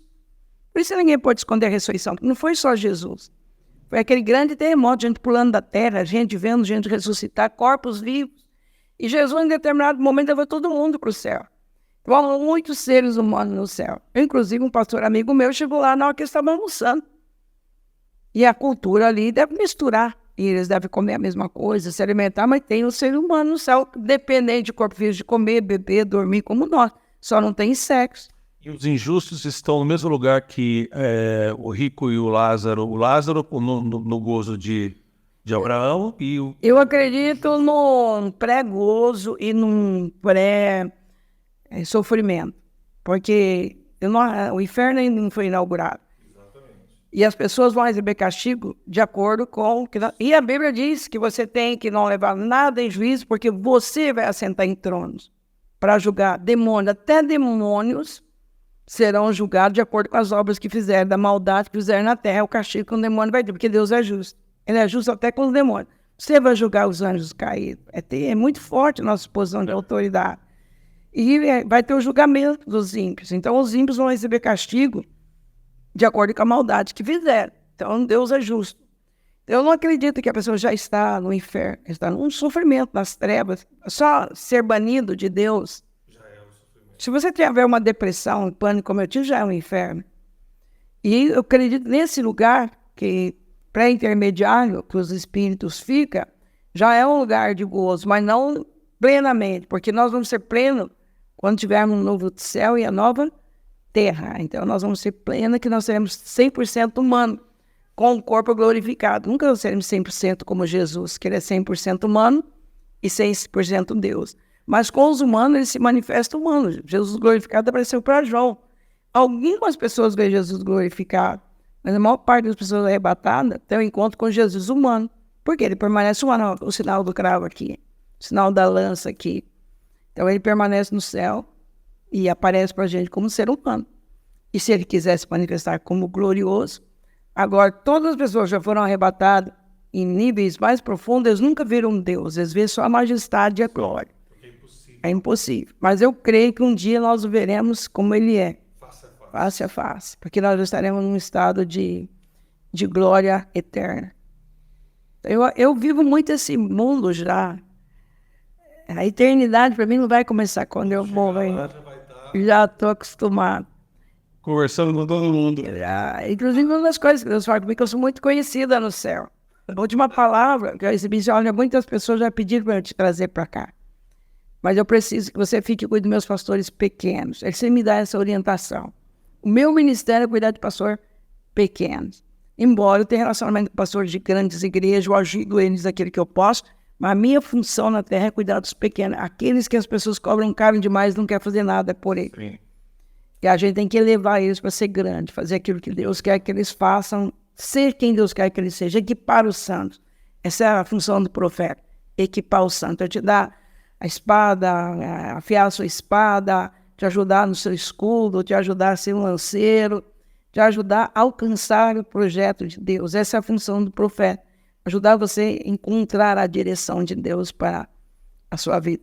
Eu vivo essa dimensão espiritual muito forte, mas ao mesmo tempo, eu sou muito humana, eu convivo muito bem comigo, com as minhas limitações, com os meus defeitos, com a minha humanidade, que eu não sou. Eu brigo, eu perco a paciência em alguns momentos, sou carnal em alguns momentos, e quando me deparo com isso, eu tenho que buscar mais a glória de Deus. Então eu sei que eu não consigo largar de ser humano. E eu não tenho essa dificuldade de você me ver como humana. Eu também não quero passar uma imagem de uma super mulher. Tanto que eu termino as conferências, eu saio com os braços vendo de tanta gente que me abraça. Tira selfie, me abraça. Eu saio com muito cheiro, porque as pessoas se identificam comigo. A primeira coisa que eu tenho certeza que a minha unção valeu naquele lugar é o tanto de gente que vem me abraçar. Tem hora que a equipe tem que me tirar, porque eu não consigo quase sair para comer e não consigo sair às vezes do lugar, a equipe tem que vir e me tirar. Porque quanto eu puder abraçar e beijar, ele é homem. A última vez que eu estive numa igreja agora em Minas, e tantos homens me abraçar, tantas crianças me abraçar, eu fiquei ali mais de meia hora só abraçando. Então eu entendi que a minha mensagem teve efeito. Ela saiu do espiritual e entrou. Porque você tem aquela vontade de abraçar a pessoa, aquela conexão de amor. É porque você saiu do intelectualismo, você trabalhou com as duas partes do cérebro, né? Mental e emocional. Você equalizou seu cérebro na unção do Espírito Santo. E aí eu percebo que a minha mensagem teve resultado. Pelo tanto de gente que me abraça no final e agradece. Ontem veio tanta gente agradecer por ter apanhado ali. Obrigado por essa mensagem linda, obrigado por essa mensagem, falou comigo. Então você bate, mas você bate com amor, tem um propósito. O inteiro galardão, seja santo porque eu sou santo. Não acusação. Quando você pega uma mensagem de acusação, meter medo dos outros com o diabo, isso eu não faço. Porque maior é aquele que está conosco. E uma das coisas em batalhas tecnicamente fortes que a nossa equipe trabalha é com o triunfo da cruz. Eu não sei chegar aqui desdenhado do diabo, você é fraco, você é isso, você é aquilo.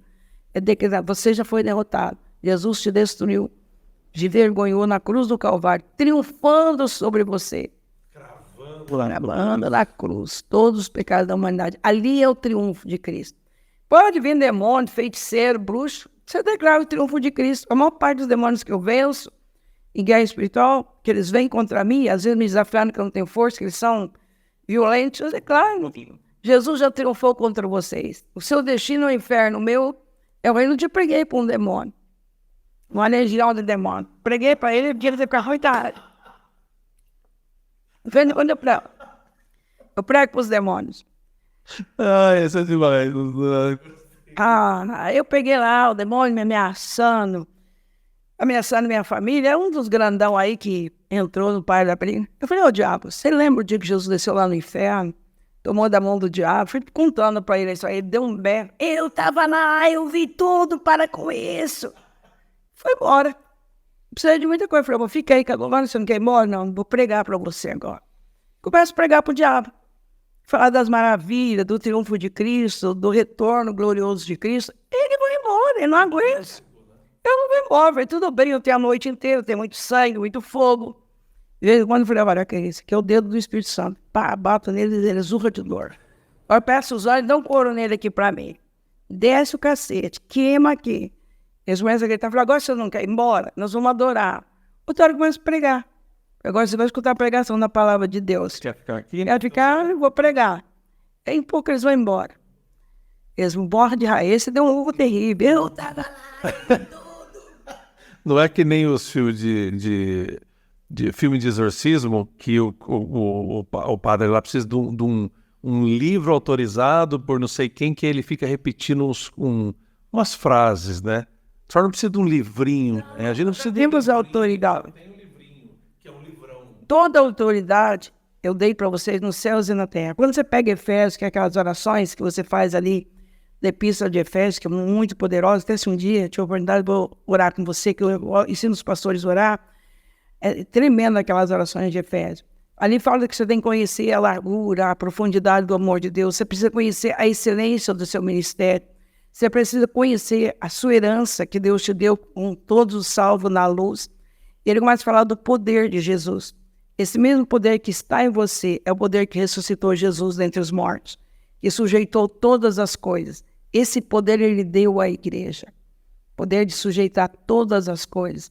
Então você não precisa de nada. E se você manifestar o poder da ressurreição, o mesmo poder que ressuscitou Jesus dos mortos habita em você. Ele trará glória para o seu corpo. Ele diz, esse poder que ressuscitou Jesus está em você. Não diz que virá. Está. Então eu e você podemos exercer todo o poder no céu e na terra. E os demônios sabem disso. O que é que nós não usamos o poder que nós temos? E não usamos a autoridade que nós temos. Então, nós estamos vendo o cristianismo aquém.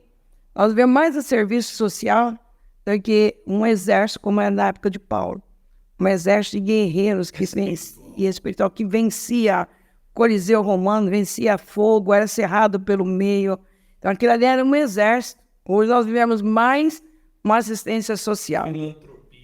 E a maior parte dos pastores nem acredita em diabo e tem medo de diabo. E eu não tenho medo do diabo, Jesus já venceu. Eu não sei quem vem contra mim. Sei quem vem contra mim. É que nem Davi. Davi tinha 5 gigantes naquela família. Eu não sabia quantos gigantes ele ia encontrar. Ele já levou as 5 pedras, uma para cada gigante. E ele matou depois todos os 5 gigantes. Os outros foram mortos. Mas ele já foi com 5 pedras. E existe tanta especulação que é os 5 ministérios, que é 5 isso. Não tem nada a ver. Tinha 5 gigantes. E ele não sabia quantos gigantes viria. Então ele escolheu uma pedra para cada. Vai que os irmãos do Golias viessem. O cara era prevenido. Então ele levou 5 pedras, um para cada gigante. E usou uma só. Mais tarde, o próprio exército dele, ele não mata mais nenhum gigante. Os homens de Davi mataram. E foi só o Davi que matou. Teve um que ele quase morreu na mão dele, o Abisaia que salvou ele. Abisaia que matou o gigante. Davi quase pereceu. Então, você tendo um exército formado de guerreiros, eu posso não matar o gigante, mas você pode matar no meu lugar. Sim. Essa é a função de você ter um grupo de profeta, um grupo de intercessor junto com você. Quando a guerra está muito forte contra mim, eu peço ajuda para você. Eu não consigo matar todos os gigantes. E às vezes você tem que matar gigantes no meu lugar. Então, por isso o profeta, para ser seguro, ele precisa estar num corpo de Cristo, aliançado com o corpo de Cristo, e humilde o suficiente de oração. De vez em quando você me vê no Facebook, olha por mim, olha por mim. Alguém diz, está com problema? Não, eu só quero que meu nome seja falado no céu. Se tem 100 pessoas falando o teu nome, para onde Deus olha, está lá, Thelma, Thelma, Thelma, Thelma. Opa! O que está acontecendo com a Thelma, que o nome dela está falando que está aqui no céu? Esse que é seu nome é muito falado aqui no céu. Quando Deus começa a falar de coisas espirituais, ele tem um apelido que ele só me chama por esse apelido. Olha, essa intimidade com Deus, eu já vivo isso. Não é porque eu sou especial, é porque eu busco. Eu não tenho muita preocupação com o mundo. A minha única preocupação é financeira, manter minha casa. Mas eu estou aqui na tua igreja, não estou preocupado com o dinheiro, com quem está aqui, não fico te pressionando. Eu estou preocupado. Mas essa vida de Deus em mim é algo que eu já vivo. Ela não é forçada, ela é voluntária. E eu não falo de um Deus que eu não conheço. Eu não vou falar para você de uma coisa que eu não conheço, porque eu já preguei sobre Jezabel que eu não conhecia. Eu já fui papagaio. Até o dia que ela veio na minha igreja, até que Pitol veio na minha igreja. Ali eu conheci o que é Jezabel, conheci o que é Pitol, conheci o que é os principais. Paguei na minha igreja, aquele livro Destruiu a Minha Igreja, um relato que aconteceu em 10 anos de guerra, com 2 irmandades que veio contra mim, que não foi fácil vencer, mas vencemos. E eu acabei escrevendo um livro ganhando dinheiro. Eu falei, ó, diabo, se você aprontar comigo, eu vou escrever um livro, fuxicar tudo que você faz comigo. Ainda ganhei dinheiro em cima do livro. Então, você aproveita as guerras e também escrevi de uma forma tão prática. Eu conto tudo, porque o meu objetivo não é esconder nada. Ou você depender de mim. É te adestrar para você não depender de mim. A sua função primária, né? Eu te treino e vou para outra região. E te dou socorro quando precisa. Essa é a minha função. Ensinar todo o conselho de Deus, não reter nada. Mas isso só é possível se você sair da dimensão terrena, através da oração, da adoração, de tempo com Deus. É o segredo. Não é você ser especial. Tem gente que faz muito mais coisa do que eu.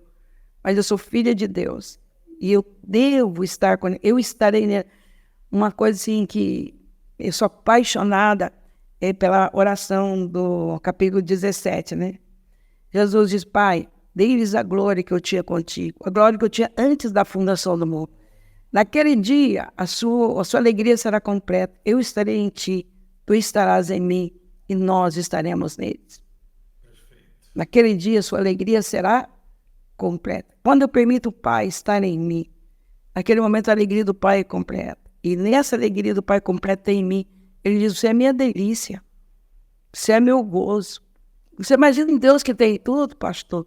Isso é completo quando ele pode estar com você, manifestar, conversar, dialogar, o amor, de você falar, ele escutar. Ele é brincalhão, ele tem um senso de humor muito grande. E ele conversa, ele te explica, ele fala, ele te revela as coisas. E nessa hora você sabe que essa alegria expande. E essa alegria vem de Deus, quando você está nele. Então, eu vivo muito isso. Eu quero que Deus tenha alegria na minha vida. Então, para isso, eu preciso ter tempo com ele. E eu arrumo tempo de estar com ele. Não é que eu tenho uma vida doida, mas eu arrumo tempo de estar com ele. Se a senhora pudesse, nessa câmera aqui, ó, falar uma mensagem para quem te ouviu aqui, o que a senhora deixaria? Eu deixaria para vocês apaixonar por Deus. Apaixonar pela presença de Deus. Apaixonar por esse Jesus que é tudo para nós. Apaixonar pelo Espírito Santo. E ter um relacionamento voluntário. Um desejo de estar com Ele. Você não precisa ser santo. Você não precisa pagar preço nenhum. É só você tirar tempo de qualidade para estar com Ele. Conversando, como eu estou conversando aqui. Dialogando. Estar com Ele. Permitir que Ele toque na sua mente. Permitir que Ele fale com você. E permitir ser amado e amar. Porque eu preciso do amor de Deus, mas Ele precisa do meu amor. Se a alegria dele só é completa quando Ele está em mim e eu estou nele, então, da mesma forma que eu preciso de Deus para ser completo, Deus precisa de mim. Esse ser aqui, talvez menor de toda a cadeia que Deus criou, mas esse Deus todo-poderoso só é feliz quando Ele se manifesta em você e manifesta naquele dia, a sua alegria será completa. Essa é a palavra que eu deixo para vocês. A essência do cristianismo, daquilo que eu vivo, daquilo que eu creio, daquilo que não é complicado, daquilo que não tem como eu te explicar. Você tem que vivenciar isso.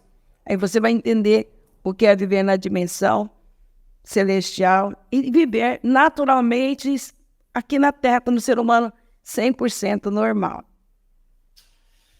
Muito obrigado, pastora Thelma. Foi um prazer, uma aula, pessoal, uma aula de teologia, de vida espiritual. Obrigado por senhora ter dado esse tempo. Não é fácil estar aqui. Tudo bem. Amém, amém, é o fogo. Irmão, você que está chegando pela primeira vez, ou que já é aqui inscrito no canal, deixa um comentário aqui, a pastora Thelma um dia vai ler seu comentário.